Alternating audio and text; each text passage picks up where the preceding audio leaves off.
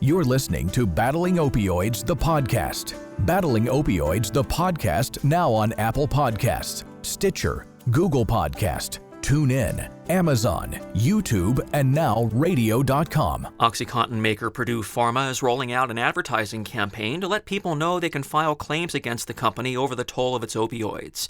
The effort starting Monday is part of Stamford, Connecticut-based Purdue's bankruptcy proceedings, which it is using to attempt to settle nearly 3,000 lawsuits. Most were filed by state and local governments. Efforts to notify people who might have a claim are a normal part of a bankruptcy. But Purdue's $23.8 million campaign is unusually expansive.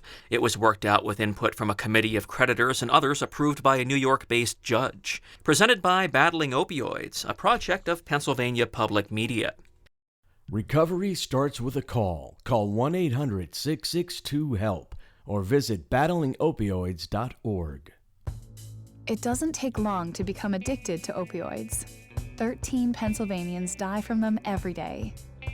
Geisinger is committed to ending opioid addiction with both prevention and treatment. In the last 3 years, we've reduced the amount of opioids we prescribe by 50%, and we've opened 4 medication-assisted treatment centers across the state to help patients recover from addiction.